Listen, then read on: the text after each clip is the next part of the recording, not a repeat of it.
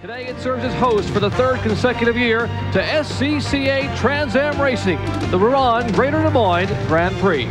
26 of the world's finest sports car drivers are set to wage war here this afternoon for 62 laps, 12 turns, a 2-mile extremely tight street course in Des Moines, Iowa. Hello everyone, I'm Jerry Punch along with former SCCA Trans Am champion Dorsey Schrader, and we've got a great one for you. And Dorsey, now the qualifying determines a lot of what's going to happen on race day because of tire selection. There's some pretty unusual tires selected for this event today. Indeed there are. The front row here is such a soft compound, I don't think they can go the race distance. They say their new Riley Scott chassis are so good that it doesn't hurt the tires. So they're 2 compounds softer than anything we've ever seen. There's guys behind them that are more conservative, fast guys. Irv Hare, for instance, back there. I think he's going to be someone to reckon with at the end of this race. Well, tires may heat up, but also tempers might get a little warm, as they did last week at Burke Lakefront Airport in Cleveland. Last lap, Darren Brasfield comes together with Scott Sharp. Now, Sharp spins the car. Does a tremendous job to keep the car straight and finish second. Brasfield takes the win, but he was docked some 3 points. So the point standings right now, he still trails Scott Sharp by 15 points. He is tied with Greg Pickett for second place. Now, how will that affect today's race strategy with that contact last week and a lot of rumblings in the garage area? Well, in the drivers' meeting, these guys say they've buried the hatchet. But, you know, racing's an emotional sport, no question about it. And what goes around usually can come around again. If they get together on the racetrack, last laps of the race, you know, who knows what will happen. Now, they always have one excuse, though, right? I lost my brakes. I didn't mean it. Well, brakes will be critical today here on this tough course, and for more on that, let's check in with Marty Reed. Well, you can tell we're standing at the corner of 3rd and Crocker, and that, of course, means it's a street course, and they all have their distinct nuances. And to a driver, the ones who have been here before to Des Moines says this is the most demanding track that they run all year long, so much so that all the teams that could afford them and could get a hold of them have water-cooled injector systems to help cool the brakes. One man who's making his first trip to Des Moines is Greg Pickett. He didn't get the information. He looked at me earlier today and he says, I could be in a whole heap of trouble by the end of this race. Indeed he could, Marty. Let's take a look at the starting lineup here for this 62-lap event. The front row, well, it's all Chevrolet. Rising star Scott Sharp, the current point leader on the pole in his Duracell Chevrolet Camaro. Flanking him, Jack Baldwin, his teammate in the Buzz McCall Racing Camaro. Back to row 2, the Oldsmobile leader, Irv Hare. 5-time street course winner over his career. And alongside him, a man who had a great run a year ago here, Bob Sobey. Back in row 3, the man who had a little bit of a problem last week on that final lap in Cleveland, Darren Brasfield, coming home to win. And, of course, his car owner, also driving an Oldsmobile, Paul GENTILOZZI. Back in row 4, we find Greg Pickett, one of the veterans here, and George Robinson from the IMSA ranks of a year ago. Back to row 5, Lou Gelodi, making only his second Trans Am start, and Ford Mustang driver Ron Fellows. Row 6, Deborah Gregg, after a year off to have the birth of her son, back in racing, and veteran 50-year-old Bruce Nesbitt. Taking a look at the rest of our starting field, Jim Durhawk and Steve Saleen, who won the truck race here yesterday. Chris Neifel, now he will be subbing for R.J. Valentine, who lost his father, of course, and Neifel driving that car today. Looking at the rest of the field, some pretty good cars back in the pack, Dorsey. Absolutely, and we've already had fireworks on the pace lap. Lou Gelodi has tagged the back of Greg Pickett's car. As a result of that, he's going to have to pit and get a stop-and-go penalty after we go green. Take a look at this course here. We said it's a 12-turn course, extremely tight, 2 miles. It runs back and forth through this nice city of Des Moines, comes across the Des Moines River twice, one straightaway coming across the river, and another straightaway back. Speeds there over 120 miles an hour. In fact, the one close to 145 miles per hour. 26 cars set for the green flag, coming up out of turn 12. They will come down past the start-finish line, and Scott Sharp takes the lead in turn 1. The hard left-hander going downhill. They will get back up to speed, 3rd, 4th gear, to jump back in the brakes again to make another left-hand turn into turn 2. We saw Jack Baldwin slide in behind Scott. That's a really sharp thing to do, if I can tell you so myself. It protects his lead, as we see now. Bob Sobey is taking over 3rd place from the Oldsmobiles. And Lou Gelodi gets a stop and go for the contact on the green flag. That's the car number 20. Man who had an impressive run on the pace lap, we should say. He had some contact issues with one of the other cars. He had a stop and go penalty given to him there when the green flag came out. It'll be interesting to see the strategy with Scott Sharp up front here. You know, that's really soft tires he's running on, and it looks to me he's pulling out a big lead already. I would be a little conservative. A long way to go in this race. Coming through turn 7, they wind their way through the streets here, and they will come out of turn 8. which is the longest straightaway. They're coming out of 8 now, coming right at you at speeds of 145, 146 miles an hour. They cross that bridge, crossing the Des Moines River, and then back to turn 9. Turn 9 and 10 are very close together, almost 180 degree about pace. You can, in fact, turn in one time for both those corners and just let the car drift out to the wall and continue on the same radius. It takes you right to the second corner. They come out of turn 10, back across the river there, across that bridge once again. The speed's now not quite as quick. As you see, Baldwin running in second place, Bob Sobey is third, and Scott Sharp checking out a little bit. I'm telling you, Scott Sharp has been the fastest car in every session this week so far, and he is just absolutely flying. Well, you saw what happened to him a week ago. He doesn't want to have anyone get close enough to have a chance to get some contact this week, as he will try to lead the first lap. And the field now coming up out of turn 12, down across the start-finish line. Good crowd on hand. A beautiful day for racing here in Des Moines. Bob Sobey has moved up and gotten in front of the Oldsmobile contingent right now, and now we're in car with Ron Fellow's car. He's back in the AER Mustang from Jack Roush, and we got a car off. In fact, we see it right there. Can't see the number yet. That's the car number 01. That's one of the rookie competitors, Steve Petty, who had a great run last week at Cleveland. His best finish of the year at Cleveland, coming home in 5th. Had a disappointing qualifying effort, and we talked to him a little bit just before the race. We did. In fact, he was the second fastest car, and he was really pumped up about that. And then during his qualifying session, he encountered Greg Pickett's car, which had broken down on the circuit.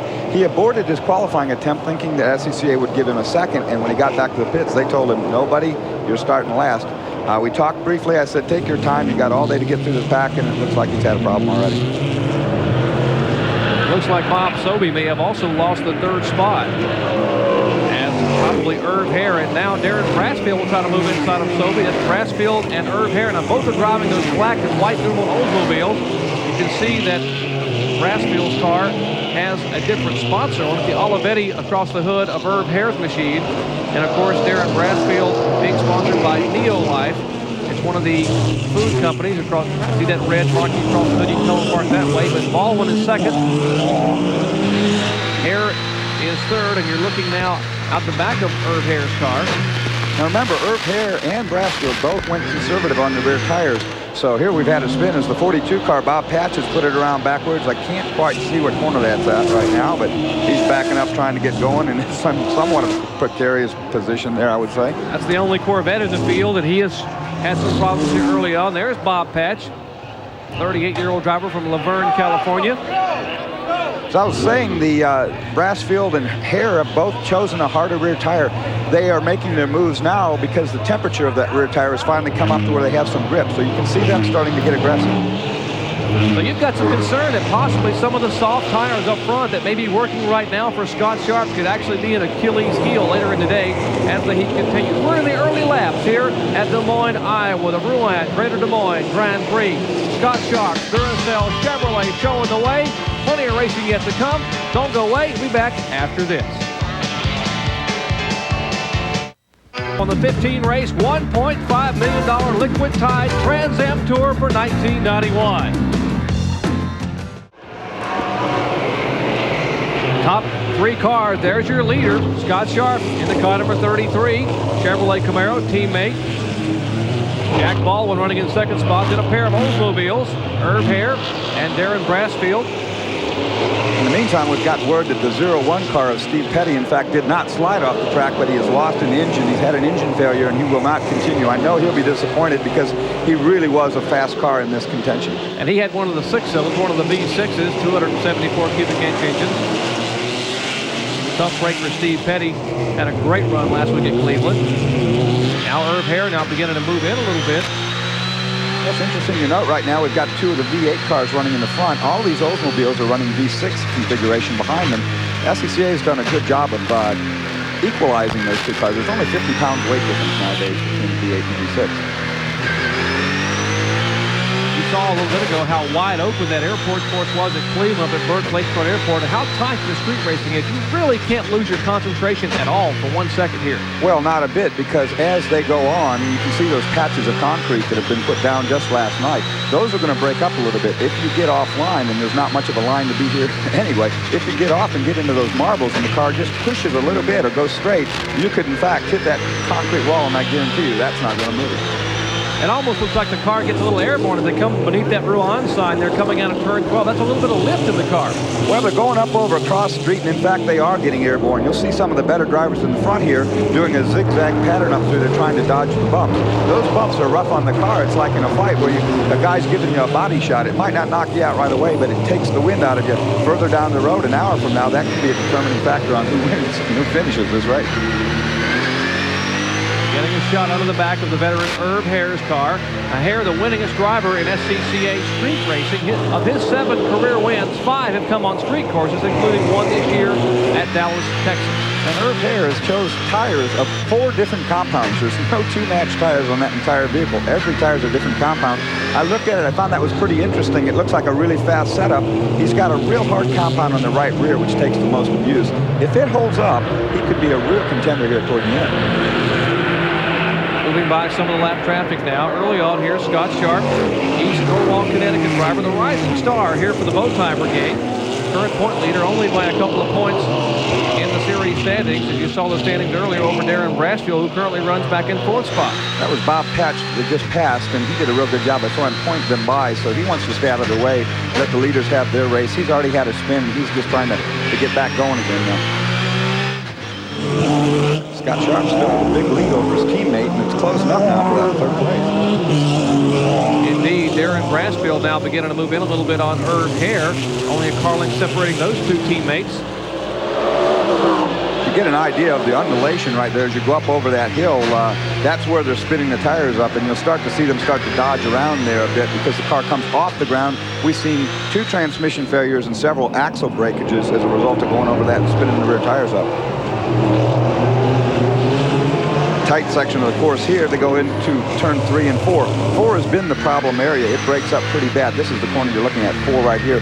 Very tight. Any slide there, and there's a tire wall in the shadow there that's just saying, come on over. You know, Herb Hare has been so successful on the street courses. You got to wonder, someone like him always looks so smooth. We had a chance to ask the veteran, what is the strategy here for running a street course like the one through the city of Des Moines? Last year, you know, there were some tire problems, so tires are going to be a factor. But it is so hard to run 125 miles here and stay out of other cars and the wall that's going to be the primary thing. You know, in the past years, I've had some decent finishes here. I've never really qualified well here, but I've just stayed out of trouble all day. And, you know, this year, hopefully we can run a little quicker than that and be right at the front and in contention for the win at the end. Indeed, one of the most likable guys. And Marty Reed, Herb Hare is a fellow who's always very patient. I think it's one of the reasons he does so well on these street courses. Yeah, guys, you know, the interesting part about this is he is running the most bizarre tire combination of all the front runners. He's running the softest compound on the left front, then the medium compound on the right front and left rear, and then the hardest compound, the 600, up on the right rear. He's the only one out there, and he thinks that, you know, with the temperatures the way they are, it might end up playing right into his hand. Well, indeed, and we'll see if that does work for Herb Hare. Right now, what's playing into his rear view mirror is teammate Darren Brasfield, and so as he is concerned about possibly getting by Jack Baldwin in the Skull Bandit car, his buddy Brasfield right behind him, trying to take over the 3rd spot. You can bet Jack Baldwin is not going to let him by easily so they can cut into Scott Sharp's lead. There will be a little team strategy here as Scotty's got the point lead going into this thing. As long as Jack stays where he's at and keeps those Oldsmobiles back there, Scott's in free traffic. He's out of danger right now. Jack Baldwin, the epitome of aggression on a street course. He drives that car back and forth and wags the tail as he is trying to run down his companion, Scott Sharp. Scott Sharp showing the way here in Des Moines. Plenty of racing to come. Stay with us.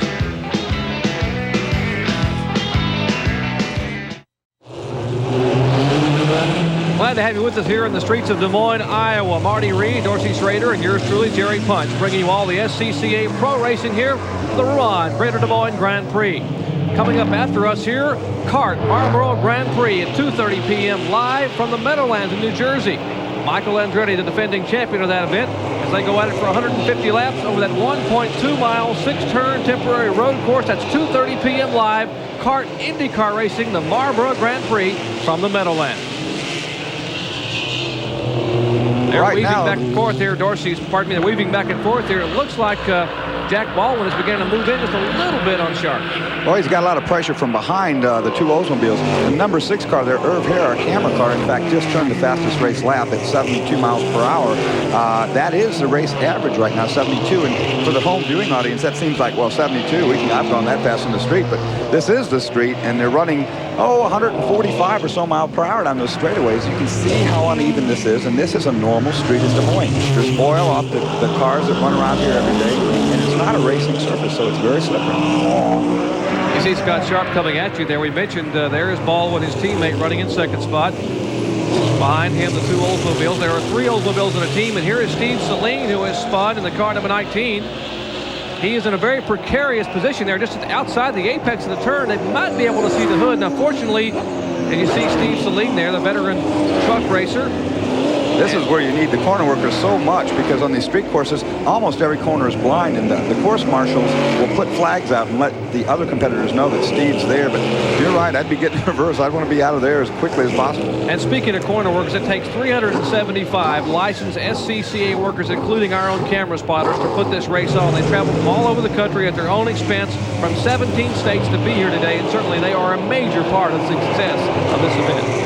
These guys look to be running really hard. I doubt, however, they're running flat out. I think they're running a race pace, and that's a conservative pace that they feel they can go the whole distance this way. And Steve Saline continues with a cone stuck in the side bodywork there, and that's going to get ground off and going to be laying out in the racetrack. It can cause damage to the front of the car that would hit it, so we have to watch out for that cone. Now, he is known for his ability to modify cars, but putting a cone beneath it, that's not exactly the modification he wanted. So we're looking out the front now of Irv Hare's machine as he now closes in even closer on Jack Baldwin. There's the leader, of course, Scott Sharp. Baldwin behind him. Yes, we just saw Jack with that big slide. It's kind of his driving style, always has been. He's one of the most entertaining drivers to watch. Ron Fellows in the AER Mustang is just now coming over the bridge. We expect to see from him. He's led 4 times, I guess, last races. This is 8th, 9th, and 10th we're looking at. That's Paul Gentilozzi. Behind him, the car number 74. That's George Robinson. And behind him, the 54 car. That was the car that was running in the 10th spot. We're running right now at an average race speed of 72.4, which is 1 mile per hour faster than last year. But we should talk about the heat. We keep talking about heat being a factor. The year I ran here and won the race, 109 degrees. We have a gorgeous day today in Des Moines. 82 degrees. We got a light breeze. This is perfect race weather. It has been a beautiful week here in Des Moines. They certainly have rolled out the red carpet, not only for the racing competitors, but for us at ESPN and all the fans.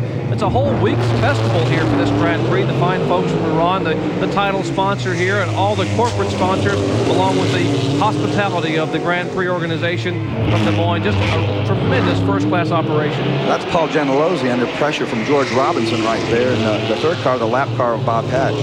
Back to the leader, and there's Jack Baldwin, still having a fight. Here's the 10th place car on pit road. He had made a pretty good one. That's Chris Neifel, who finished second here a year ago. A 2-time winner last year in Trans Am racing. And he is subbing, of course, for R.J. Valentine, whose father passed away. Neifel was, in fact, Mark Webber was going to drive the car. One of the noted motorsports photographers took a few laps. And then Neifel, the veteran, gets in the car. And they have had their problems there on pit road. Let's check in with Marty Reed. That's why they got a fuel pressure problem, and that's why they are trying to work on it. Well, Marty Reed's down there. We're getting a little microwave interference. So what we heard his report, they're having some fuel pressure problems, and so the crew now looking over. And Neifel had gone from 15th to crack the top 10 in just a few laps there. He was making a run toward the front. He only had 3 laps in the car before qualifying. Mark Webber practiced it, like you said, from St. Louis, and Chris got into the thing and qualified it with no time in the car. Back to the lead. Scott Sharp is driving a really nice race. You see him, he's not sliding the car, he's using all the racetrack, and the distance back to second seems to be maintaining about the same, I would think. Same whatever. There's Irv Hare running back in third. Looking out the back, see those brake lights. They're required to use the brake lights here, keep them on the cars. These cars weigh about 2,700 pounds. 500 horsepower engines, 525 in that range. And speeds here, we talked about the top speed being 146 miles an hour. That was clocking the Scott Sharp earlier in the week over the bridge there, the Des Moines River. And the slowest speeds, well, through this infield course there, or the street course, about 35 miles an hour down there in turn 5 where they're just exiting there. And when you try to put 600 horsepower down from 35 miles per hour, you have a tremendous amount of wheel spin usually. That's one of the things that they fight here. And we talk about tire wear. That's what we talk about. The rear tires on these cars taking abuse from the spinning. We'll start, as they get into the race, we'll starting to see them slide a little bit. A little smoke coming out of the Irv Hare car right there. We might keep watching that. Trying to work their way through some lap traffic. Car number 29 of Ed Hinch. Ooh, and there's a pass. As a matter of fact, I saw a little smoke out of Irv's car, and his teammate, Darren Brasfield, has now just made that pass. As we ride with Irv there. Well, Brasfield and Hare have teamed for 4 wins in the first 6 events this year, so it's been an Oldsmobile domination of 4 of the 6 events, although the GM cars still lead the manufacturer's point standing. You get an idea right there how rough it is. Irv moves to the inside to pass the 29 car. They've been moving to the inside to miss that bump anyway. That's where the axle failures, where the transmission failures have occurred. In fact, we find out that Steve Petty car that we thought had lost an engine, in fact lost a drive shaft. It's probably because of the roughness of the circuit. So Darren Brasfield has taken the 3rd spot away in this event. He moved up from 10th last year to finish 3rd, so he's again on the move in 1991. More street racing from Des Moines when we come back after this.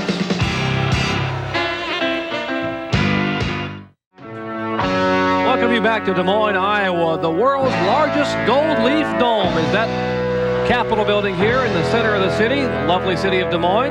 Des Moines, the world's 3rd largest insurance center behind London and Hartford, Connecticut. The 3rd annual Ruan Greater Des Moines Grand Prix.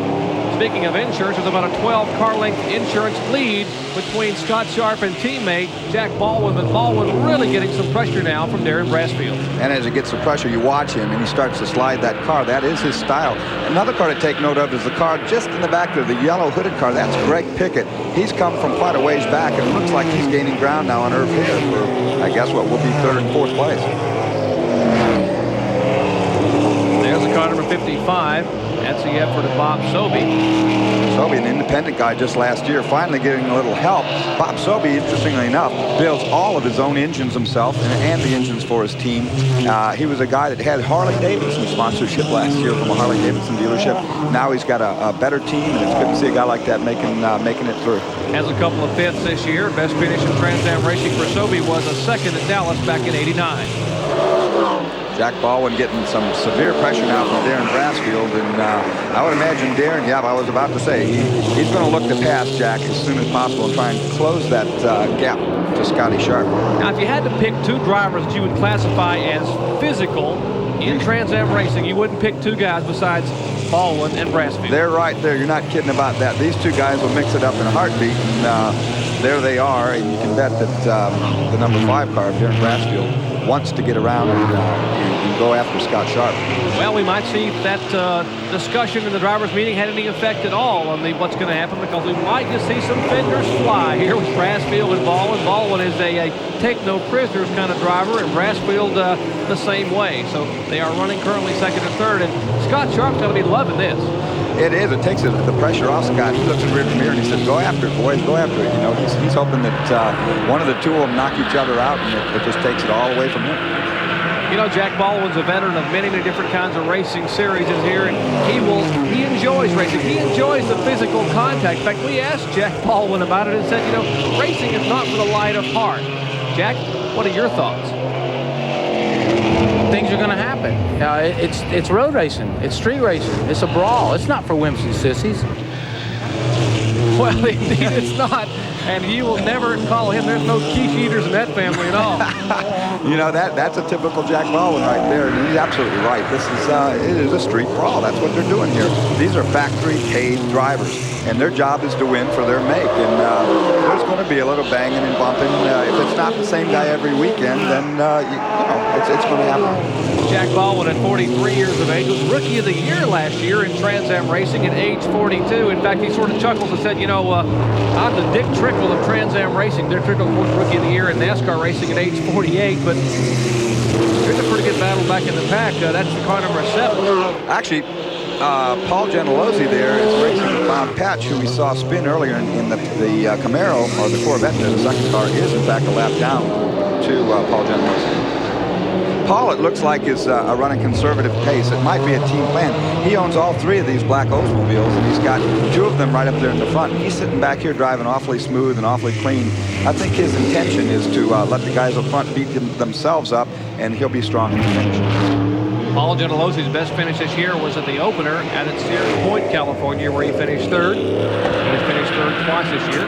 Scott Sharp coming across the bridge has lapped Steve Salim's Mustang, as we see. It's the second car in the lane. And Jack Baldwin now. Salim must have some problems. You saw he had trouble early on when he spun and had to refire the car. He would be a lot quicker than this. He had run some very quick laps in practice in his Scorcher Batteries Ford Mustang. There's, of course, Baldwin in the Skull Bandit car, the Chevrolet Camaro. Now back in 10th spot. That's Jim Durhog, one of the not oldest in age, but I think he's got more career starts than anyone. And the yellow Camaro coming up is Les Lindley, who changed the motor yesterday, gave up his qualifying spot and started last. Always top 10 competitor and sometimes top 5. You can watch Les come through the field. That's 10th, 11th, and 12th. And Les has come all the way to 12th spot from 26th on the grid, as you said, with that V8 engine now in the car. The 10th place car you're looking at there, of course, Jim Durhog, 40 years of age, veteran campaigner in Trans Am racing. Wayne Akers in the Mustang right behind him in pursuit, and Les Lindley, the third car. That's a good battle. Wayne Akers, of course, who owns a Ford dealership in Lake Worth, Florida, an oftentimes competitor. It's a former Roush machine. Yeah, that car was in the shop over the winter, as a lot of the Ford's Mustangs in this race series were. It was in there getting rebuilt and tuned up. And Wayne, like you say, he owns a Ford dealership, does a real good job. And here he passes Jim Durhog going into turn 1. This opportunity for Durhog to go up the inside, though, doesn't do it. And let's see if Les Lindley can take advantage of possibly Durhog having to pull. No, he'll follow him back in single file. Not a lot of room on some of those tight 90-degree turns. No, you need a little cooperation from the guy you're passing, and you don't always get it, obviously, but it's very tight, and there's barely room for 2 cars in some of those places. And Les looked at that. He stuck his nose in there, and he said, nah, that's not going to work, so he gave it up. Jim Durhog, at 40 years of age, in his 11th year of Trans Am racing, the all-time leader in races driven, 115. This will make his 116th start, and he has a finishing percentage of 84%. That's pretty doggone good. He's a former short track driver, and this guy has a lot of fun. He told me last year when I was running with him, he said, if you guys ever want to get rid of me, he said, let me win a race. As soon as I finally win one, he says, I quit. Scott Sharp, exactly the way he started this race, up front, leading the way here in the early laps of the Ruan Greater Des Moines Grand Prix. The 23-year-old Chevrolet driver will try to hold on. We'll see if he can do it when we come back after this.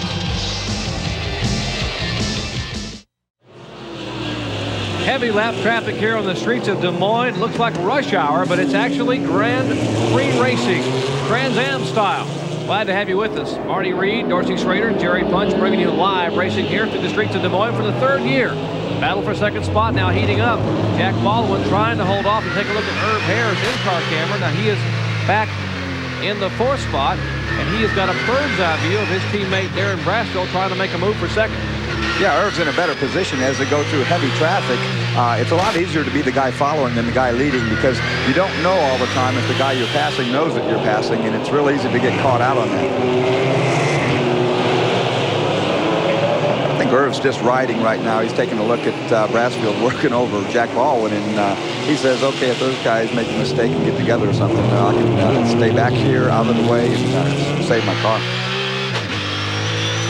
They pull away a little bit from Herb Hare here across the back straightaway. We mentioned the speeds here over 145 miles per hour. Now they'll gear down from what, 5th gear down to what, 2nd gear? It's a 2nd gear, and actually that straightaway that we just talked about is about a block longer than it ever has been. They've lengthened this course this year, and we're going back across the river now, and it's a block longer on this end too. Nonetheless, with the longer course, we're running just as fast as we did last year. Actually, we're running a faster race pace than ever before here right now. I talked to Scott Sharp a little bit ago. He told me early before the race that he will shift 24 times a lap. That's about right, because every corner on this course is a 2nd gear corner, as you see at each, but they're waving by the lead guys. There's Greg Pickett, who is making up a lot of ground. The back of his car was hit early on, as we talked about before. He's got some loose bodywork back there. Doesn't seem to be affecting it much, although as you see, the spoiler's still good on it, although he doesn't have a lot of rear panel left there. Here he goes passing, as a matter of fact. He passes Herb Hare for 4th place.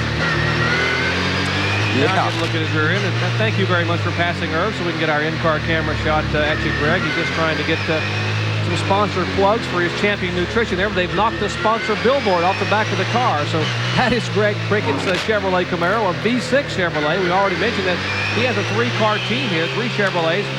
Deborah GREGG. And not a good run for the rookie driver, Steve Petty, who had an engine come apart in the early lap, in fact, lap 1, so he had to retire after that great run in Cleveland a week ago. Well, luckily for Greg, he's got that rear spoiler, that part sticking up on the back. That provides a pretty substantial amount of downforce to these cars. Had that gotten knocked off, his car would be really loose, but I don't think it's affected in the car right now on its handling. Got lap traffic. No, we got the car slowing. It looks like it's Irv Hare going very slowly over the bridge. He's been passed. I'll get the number here in a second. That is Irv Hare, we are told. The car number 6, the Olivetti Oldsmobile, the old Cutlass Supreme, and he is not up to speed. You can see from the in-car camera, the street now, the markings are going by quite slowly. Yeah, problem there. That's a shame for Irv because I really think his strategy was to sit back. And that's Ron Fellows, our other in-car camera, just going by the struggling car of Irv Hare, and Fellows just swapping those gears 24 times a lap. Yeah, that's a lot of shifting, and you can watch Ron's feet in there working. You're always pedaling these cars as it's a 5-speed gearbox. They'll shift all those times, every corner, second gear, third, fourth, between most of these corners, fifth on the longest straight. Here it's Irv coming on to the pit straightaway. Let's see if he goes in the pits. Yes, indeed, he's coming in. Real tight entrance into the pits there, and he will make his way on the pit. There, this is a pit stop race we mentioned, but this is not a routine or planned pit stop as he brings that car into the attention of the Oldsmobile crew. Let's check in there with Marty Reed. Well, guys, they are looking at the right side of the car, and they've reached in for the transmission, and it looks as though he's having trouble with the shifter. I'm looking in as best I can, and they are trying to work the gear shift lever, and Irv having difficulty communicating with the mechanic, obviously, because the car is still running, the motor making a lot of noise here. And we'll just have to wait and see, but it is definitely something to do with the shifter or down into the transmission, because the cowling is now coming out. You can see it coming out on the right side, and they're going to have to go to work. So this is going to cost Irv Hare his one chance at victory, and now the motor is shut off. Now, Dorsey, troubleshoot for me just a minute. Now, what would happen in these cars to having to shift so many times and so quickly in these short radius turns that could cause a problem for him to have to pit like that? Well, one of two things. He's hoping, and I'm sure they're hoping, it's a linkage problem that they could fix. I think the Gentilozzi teams run Lenco transmissions, and I think they're thinking that maybe it's a shift linkage. On the other hand, this is such a rough racetrack, and as you come up over these bumps, spinning the wheels up and stuff, you can break a gear internally, you can break an axle, but obviously there's something in the gearbox here for Irv, and we want him to get back out there because he was doing a good job with our camera. Tough break for Irv Hare. He will not get his 6th street course win of his career today. He is still on pit road, but his teammate Darren Brassfield trying to make a move now on Jack Baldwin for 2nd spot. Great street racing through the streets of Des Moines. More when we come back after this.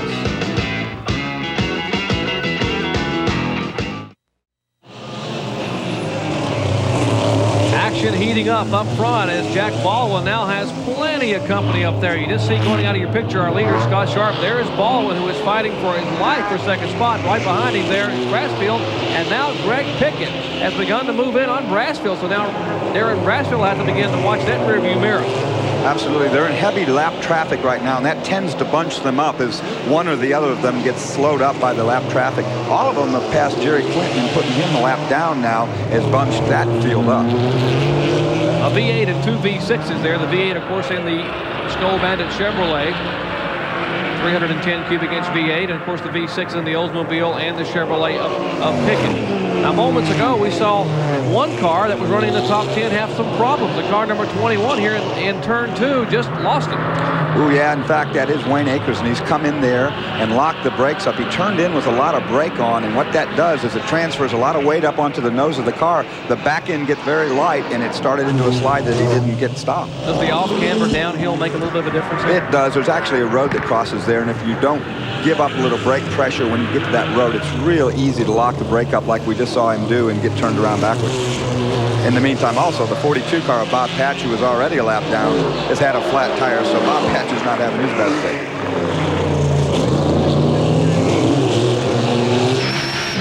Now back inside the car of Ron Fellows, Ford Mustang, car number 4, 31-year-old driver from Toronto, Canada, came on the scene last year. Very impressive last year driving a Ford Mustang. Ran only a limited number of events, and he has led 5 of the 6 events he has run this year. Ron put this whole program together himself. I really like Ron. He's a good talent out of Canada.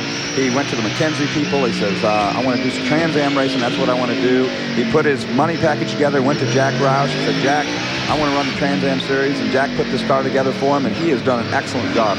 I tell you, Howard Comstock and the crew there of this machine have worked hard, and Fellows now being shown in the 6th spot. You mentioned last year he only ran 10 of the 15 events, yet he finished 10th in the points overall. There's a shot from in-car and outside. Getting a good look at Ron Fellows, car number 4.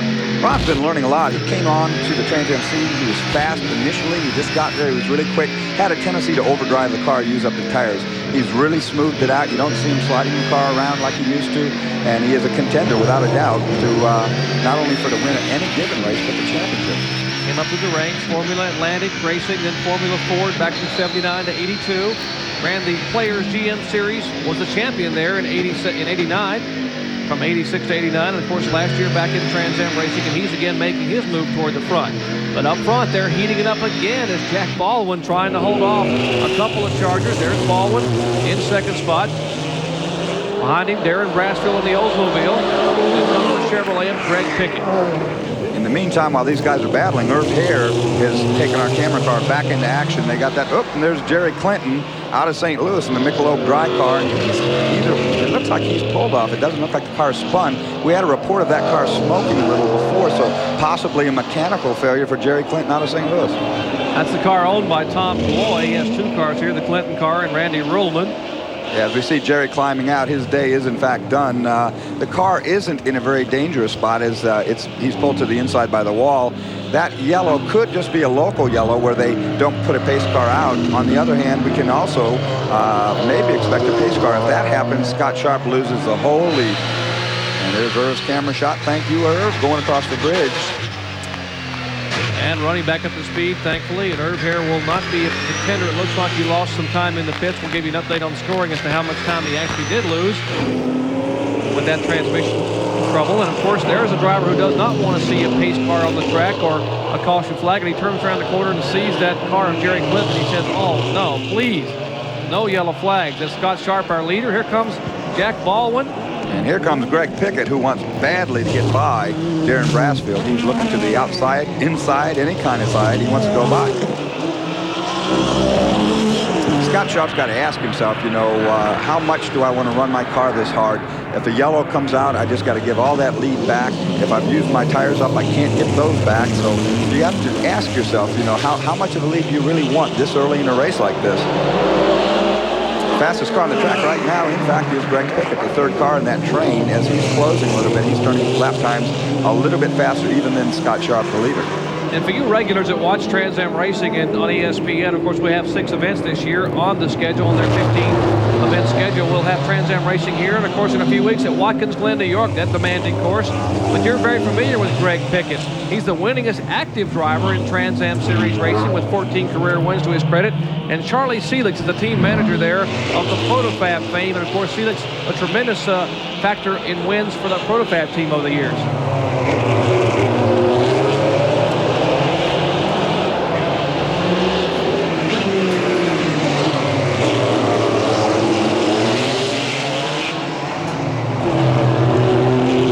And we talked to Greg Pickett about the strategy for running the street course here and the team strategy overall. Of course, he has 3 cars in racing. And how do you work a 3-car team? And what is the strategy overall to be successful, Greg? I mean, it's going to be a heck of a race. You just can't wait any longer. I mean, the days of that and kind of hanging back in 5 or 6 and not really pressing it right along gets you too far behind. And so it's really tough. I think that the strategy has to be for us, like it is most of the teams. You just got to really get going for it. Well, I agree with Greg on that statement that the days of sitting back in the middle and waiting for something to happen are over. There are too many good teams, too many good drivers out here to sit back. These guys are racing, and they're going to go 125 miles a day, and they're not going to let up. Well, in his 79 career finishes, he has 45 top 5 finishes, a percentage of 580%. Pretty good batting average for Greg Pickett. He's trying to improve on that right now. We'll see if he can do it when we come back after this. could be our first of the scheduled pit stops. They don't pit stop here like they do in most races. They've got a rule nowadays. Here we got a pass. There's Greg Pickett going underneath Brassfield, and that takes over third place. That is a battle for second place, believe it or not. It's only 0.3 of a second have separated those cars as we go to battle. They want to go find Scott Sharp, who is way up there someplace. And Greg Pickett is on a tear at Cytomax Chevrolet. His best finish of the year, a second up in the streets of Detroit. Let's take a look one more time at the move he made to get by there for third spot. Well, I think he really caught Brassfield unaware. No one would think that you would pass. That is tight in there. You can see no room for the cars, and he moves the car to the inside. Nothing Darren can do now but give it up, tuck back in, and let's go back to work. Great move, and let's see now what he can do with Jack Baldwin. And Jack Baldwin is very good at using up some racetrack. As Darren Brassfield had found out in the early laps, Baldwin now holding his own. He's pulled away a little bit. There's Scott Sharp, the Duracell Chevrolet. We don't talk much about poor Scott. He's just taken off, and he is leading this race, and Pickett is coming in a hurry. And Brassfield is falling back in a hurry. Those three were just a couple tenths apart as we see Brassfield has dropped back. Maybe he has the same problem Irv did. We don't know yet. On the other hand, I tell you something that can't happen to you. When a guy passes you like that in a place that you would never expect it can break your concentration. And just that little break in concentration takes a lap or so to recover. So Darren might, in fact, just be pre-winded, you know. Now, we've got reports from around the course there may have been a little puff of smoke out of Brassfield's car. Let's take a look, see if we see any smoke come out of the car. On this replay of the pass a minute ago, the car sliding a little bit. Yeah, that could be a couple of things. I saw the smoke come out the back. We also see that there's a concrete patch right there. He might have just picked up a little concrete dust, but it warrants watching that car because he has dropped off the pace. Now we have Greg Pickett all over Jack Baldwin. And Pickett is really on a tear. Let's check in his pits, and they're going to be pretty happy there where Marty Reed is standing. Marty? Well, definitely are happy. Mike Medley, the crew chief, but got to ask you, he does not have the water-cooled brake system. Are you pushing the pace too early? Now, with the V6, we should be fine. The brakes have been great all weekend. Well, he is putting a lot of pressure now on second place. You're just going to let him keep running? Yeah, I told him to go as quick as he can. Let's get to the front. Okay, pit stop's coming up, guys. We'll go find out if Brassfield's got a real problem. Thank you, Marty. That's Marty Reed in the pits covering the Greg Pickett pits. And, of course, we mentioned in the opening of the show, brakes will be a problem. And Marty commented that Pickett is one of the guys who doesn't have those water-cooled brakes, but he's not worrying about cooling anything right now. He's really putting the pressure on Jack Baldwin. That's absolutely true. With scheduled pit stops about to happen, track position becomes important. If he can get around Jack Baldwin and pit before he does, then he will take, and when he re-enters the racetrack, he'll be in front of him. We were talking before about mandatory pit stops. There is a mandatory pit stop for all cars, and you cannot do it under a yellow. You have to do it under a green, and you have to do it past halfway. The reason they did that is that the V6 and the V8 get different gas mileage. A V6 car could actually start the race with less fuel. Subsequently, being a lighter weight car, it would have an advantage. And the Trans Am rules are that you must complete 51% of the race, meaning halfway would be 31 laps in the 62-lap event. They must complete 32 laps on the racetrack, and then on lap 33, as Pickett just can't quite get beneath him, they're just about, that's where he made the pass a minute ago on Brassfield, but the pit stops will be roughly on lap 33. They have to put 8 gallons of fuel in the car. 4 men only across the wall, we are told. 1 supervisor and 3 to work on the car. That's actually done. It's SCCA's way of effectively making the pits safer. We talk about this in NASCAR and so forth. By not pitting under the yellow, no one will be there at the same time. There's Brassfield, who has in fact fallen back a ways. He looks to be running awfully easy. So I suspect maybe he's got a brake problem, maybe a transmission problem like Irv, but something wrong there. Well, let's check in and see what the Brassfield problem might be. Marty Reed has made his way to his pits. Marty? Yeah, guys, we just talked to Tom Evershaw, the crew chief. They've got a dual-edged sword they're dealing with. 1, the brakes are going away on Brassfield's car. And 2, he cannot...